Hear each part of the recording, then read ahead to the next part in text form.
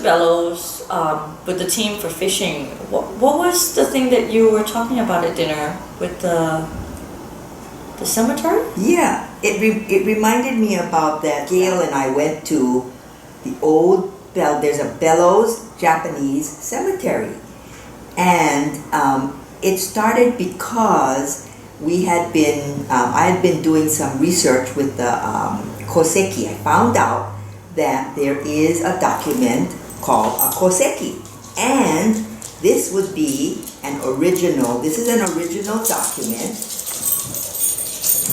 of Maui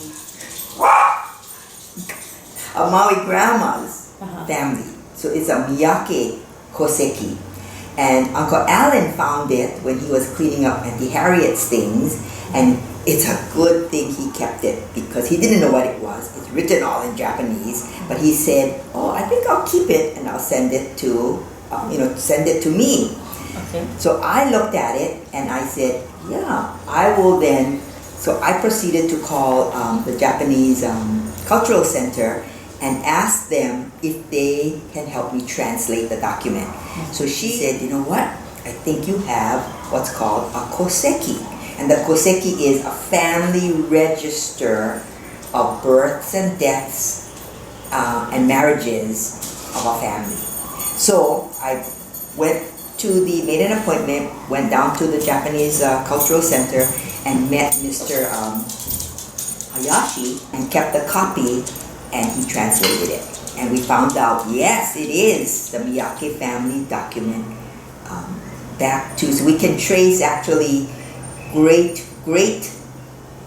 grandpas on this document and how the family evolved up to a certain point, up to whenever it was last recorded. So then I was interested in the koseki, trying to get a hold of kosekis for grandpa's side, Maui grandpa's side, and for my parents' side. And so from that, because we did my father's side, that's where we found out that getting all the information, then I shared it I made copies and sent it to all the cousins. And Gail's sister, Caroline, was the one who said, when I was sharing it with her, she came down to visit because she's in California. So she came down to visit and we shared it with her. She said, I remember going with her mother to somewhere on Bellows to a Japanese cemetery.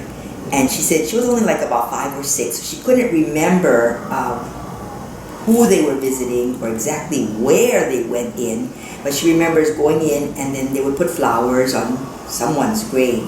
So that's when we looked at each other and said, let's look for this old Bellows Japanese cemetery. I don't think people know that it exists. It used to be, back in the day, it used to be very popular because summertime when they had the obong season, it used to be, a lot of people would go for obong season and they do the dances and everything. And then slowly, I guess, as people got older, it kind of faded away.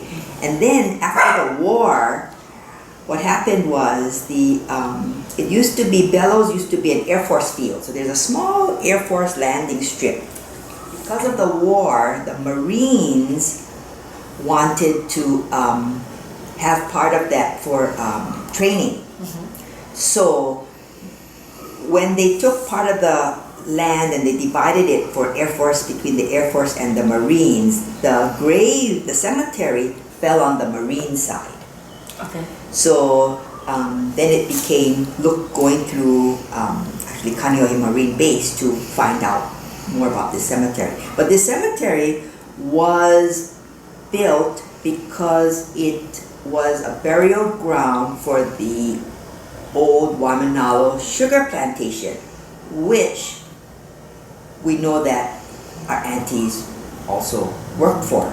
I remember one of the aunties saying that she worked as a maid in the house, the main house of the sugar plantation. I guess that would be the owner's house. I don't know what the name was. And she claims that she was the best butter maker because they would get some Butter maker. Her job was to make the butter. So Oh, she okay, made okay. the butter, and she was the best butter maker of that. So for a while, that's where even my father grew up too. But anyway, so the people that worked on the plantation, the laborers, when if they passed away, they would be buried at this Japanese cemetery.